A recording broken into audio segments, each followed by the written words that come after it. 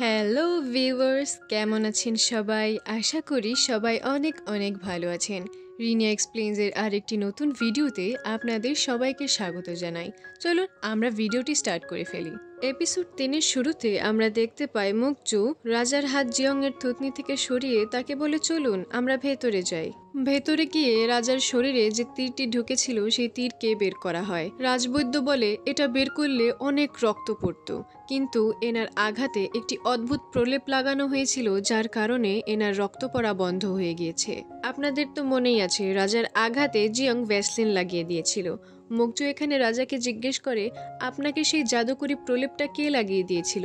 রাজা বলে, ডাইনি। তখন মুকজু বলে, আপনি ডাইনির সাথে কি করবেন? শুনেছি আপনি নাকি তার থাকার জন্য অনেক বিশেষ ব্যবস্থা করেছেন। তার এই কথা শুনে রাজা বলে, আপনি কি জ্বলছেন? তখন মুকজু বলে, আমাকে বলুন না। রাজা তখন মুচকি হাসে। আমরা দেখতে পাই জিয়ং আর গিলগামের জন্য অনেক সুন্দর একটা ব্যবস্থা করা হয়েছে, আর সেটা হচ্ছে রাজমহলের ভেতরে একটি কারাগার। এর পরের দৃশ্যে মুকজু তার দাসীদেরকে আদেশ দেয় জিয়ং এর ব্যাপারে যাবতীয় ইনফরমেশন বের করার জন্যে। কোর্ট লেডি তখন বলে, আপনি তো মহাসচিব সংজের কাছেই বিস্তারিত জানতে পারেন।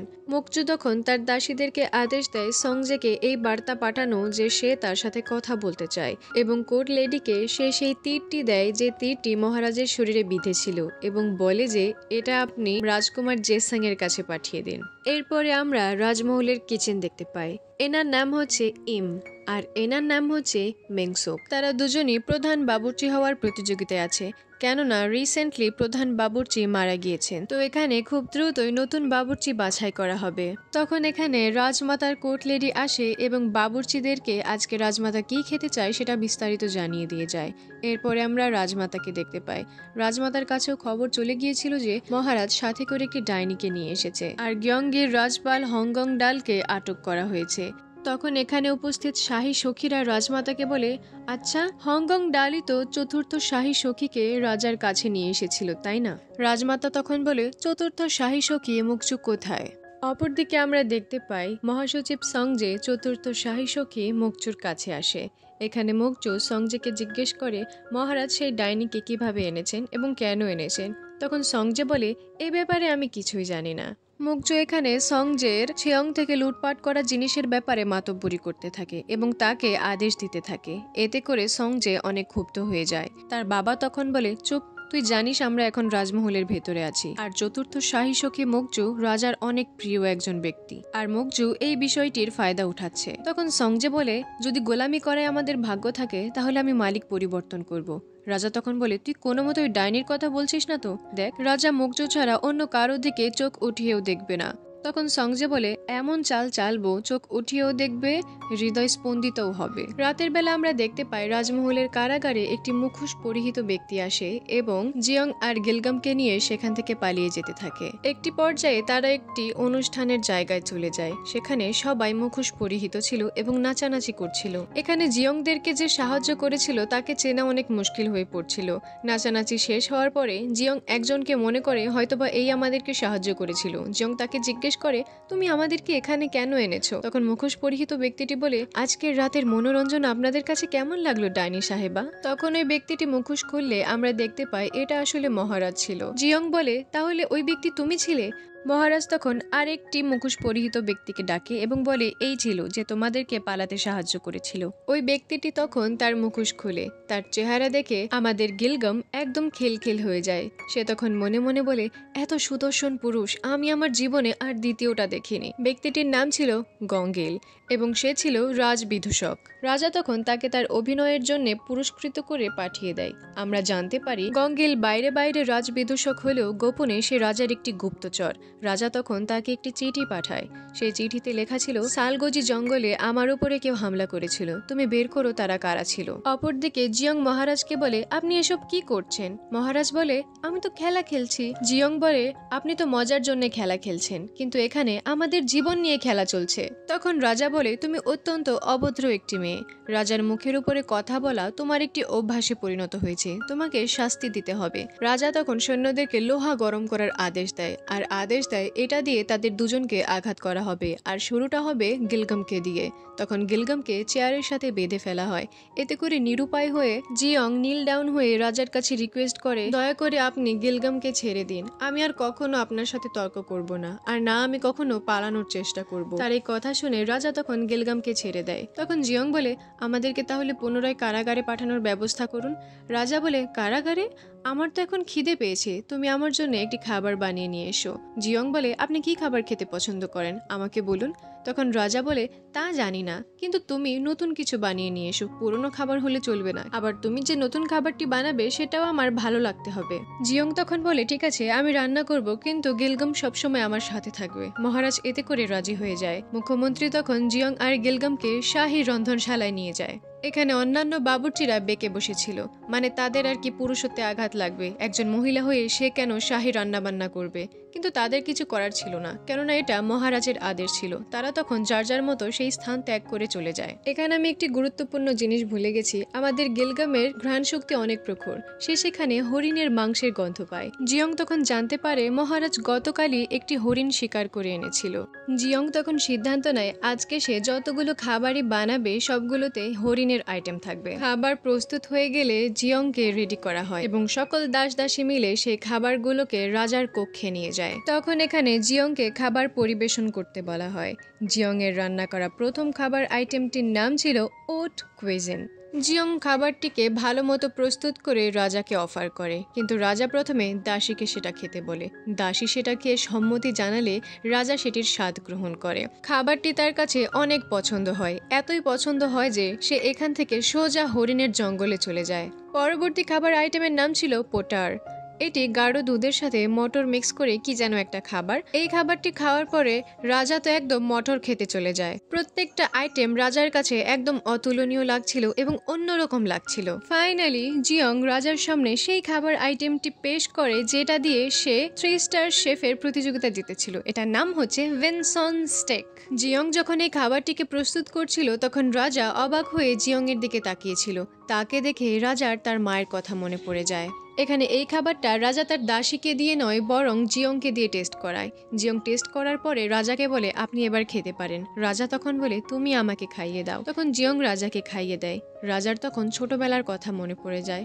রাজা অবাক হয়ে জিয়ংকে জিজ্ঞেস করে, তুমি কে? তুমি কিভাবে জানলে এই খাবারটা আমার এত পছন্দ হবে? জিয়ং মনে মনে বলে, বলদ কোথাকার, আমি তো ফিউচার থেকে এসেছি, ইতিহাস আমার সব পড়া, আর ইয়নহি রাজার এটাই সব থেকে ফেভারিট আইটেম ছিল। রাজা জিয়নকে জিজ্ঞেস করে, তুমি আমাকে বলতে পারবে তুমি আসলে কোথা থেকে এসেছো? জিয়ং বলে, বললেও আপনি বিশ্বাস করবেন কোথায়, আমি আসলেও ফিউচার থেকে এসেছি, মানে ভবিষ্যৎ। রাজা বলে, আহারে তোমার মাথা এখনো ঠিক হয়নি দেখছি।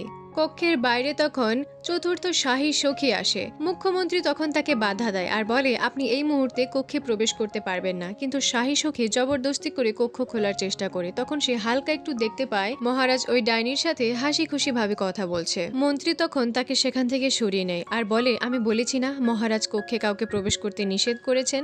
তখন চতুর্থ শাহী সখী মহারাজকে আওয়াজ দেয় এবং বলে, মহারাজ আমি এসেছি আপনার চতুর্থ শাহী সখী, কিন্তু আপনি মনে হয় অনেক ব্যস্ত, এজন্য আমি ফিরে যাচ্ছি। তখন মহারাজ বলে, ঠিক আছে এটাই বরং ভালো হবে, তুমি ফিরে যাও। এতে করে অপমানিত বোধ করে চতুর্থ শাহী সখী মুকজু সেখান থেকে চলে যায়। খাওয়া দাওয়া শেষ হয়ে গেলে জিয়ং যখন সেখান থেকে চলে যাবে তখনই হঠাৎ রাজা তার হাত ধরে নিজের কাছে বসিয়ে দেয়।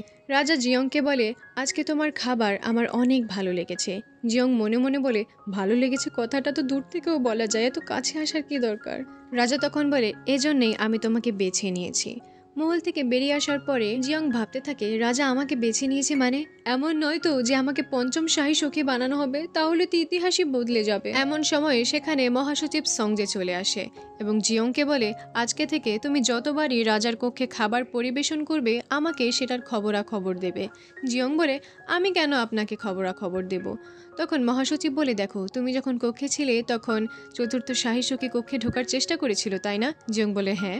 সংজে বলে, দেখো চতুর্থ শাহী সখী খাং মুকজু তোমার উপরে ক্ষেপে আছে, তার হাত থেকে বাঁচতে হলে তোমার মহলে কোনো না কোনো একটি সাহায্যের প্রয়োজন হবে, আর আমি কথা দিচ্ছি আমি তোমাকে তার হাত থেকে বাঁচাবো, কিন্তু পরিবর্তে আমাকে সকল খবরাখবর দিতে হবে। তখন জিয়ং বলে, ঠিক আছে আমি এই কাজটি করব, কিন্তু আমার একটি শর্ত আছে, আমার ব্যাগ খুঁজে দিতে হবে। মহাসচিব বলে, বাঘ? তুমি বাঘ পালো? জিয়ং তখন মহাসচিবকে ইশারায় বোঝাতে থাকে যে ব্যাগ আসলে কি জিনিস। তখন মহাসচিব বলে, আচ্ছা থলে বললেই তো হতো। জিয়ং বলে, সরি, আমি ভুলে গিয়েছিলাম। এর পরের সিনে চতুর্থ শাহী সখীর আদেশে মিংসুক জিয়ং আর গিলগামকে বিরক্ত করতে থাকে। সে তাদের চুলা নিভিয়ে দেয়, তাদের রান্নার সামগ্রীতে সাপ ঢুকিয়ে দেয়, রান্নাঘরে তেলাপোকা ঢুকিয়ে দেয়। এভাবে মিংসুক জিয়ংকে বিরক্ত করতে থাকে। জিয়ং এতে এতই অতিষ্ঠ ছিল যে সারাদিনের এরকম বিরক্ত করার পরে কারাগারে এসে তার একটু শান্তি লাগছিল। এরপরে আমাদেরকে সেই দিনটি দেখানো হয় যে দিনটি ড্রামার শুরুতে দেখানো হয়েছিল। এখানে সংজে রাজার কক্ষে মন্ত্রীদের ইস্তফা পত্র নিয়ে আসে। রাজা তখন বলে, তারা সবাই ইস্তফা কেন দিচ্ছে?